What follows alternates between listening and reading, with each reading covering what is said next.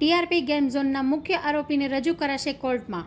આ મુખ્ય આરોપીઓને કોર્ટમાં રજૂ કરી તેના રિમાન્ડ પણ મંગાયા છે, જે સંદર્ભે કોર્ટ ફેસલો આપશે. 32 જિંદગી સાથે ખિલવાડ કરનાર આ આરોપીઓને કોર્ટમાં શું નવા રાજ ખોલશે, તેના પર સૌ કોઈની મીંડ મંડાયેલી છે.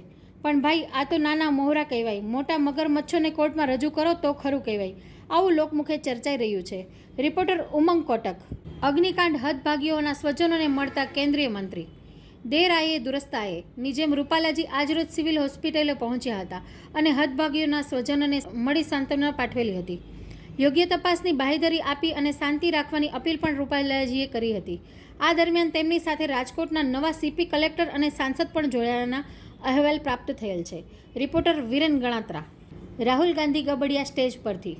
પ્રાપ્ત વિગત મુજબ બિહારમાં એક ચૂંટણી સભા દરમિયાન સ્ટેજ તૂટી ગયું હતું અને રાહુલ ગાંધી ઉપરાંત તેજસ્વી યાદવ સહિતના ઇન્ડિયાના ગઠબંધનના નેતાઓ પણ સ્ટેજ પર હાજર હતા. અવારનવાર રાહુલ ગાંધીની સભાઓમાં આવા બનાવો કેમ બને છે, એવું લોકમુખે ચર્ચાઈ રહ્યું છે. રિપોર્ટર નરેશ રાવલિયા. અગ્નિકાંડમાં મૃત્યુ પામેલા જય ઘોરચાના કરાયા અંતિમ સંસ્કાર. જય ઘોરચાના પિતાનું થોડા મહિના પહેલાં જ અવસાન થયેલું હતું.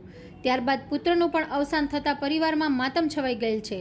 એક જ ઘરમાંથી પિતા અને પુત્ર બંનેની કારમી વિદાય થાય ત્યારે પરિવાર છિન્ન ભિન્ન થઈ જતો હોય છે. એમના પરિવારને સંભાળવો પણ ઘણો મુશ્કેલ થઈ જાય છે. પ્રભુ મૃતાત્માની આત્માને શાંતિ આપે એવી પ્રભુ પાસે પ્રાર્થના. રિપોર્ટર નિશિતા મકવાણા. રાજકોટમાં આવ્યા નવા પોલીસ કમિશનર.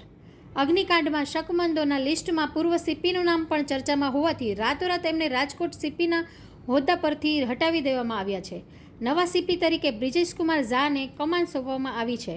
બ્રિજેશ કુમાર ઝાની કારકિર્દીની છબી એકદમ ચોખ્ખી છે. તેઓ બાહોશ અને ન્યાયપ્રિય ઓફિસર છે. માટે હવે રાજકોટની જનતાને યોગ્ય ન્યાય અપાવશે કે પછી જેસે થે એ તો આવનારો સમય જ બતાવશે. Reporter BM Gosai.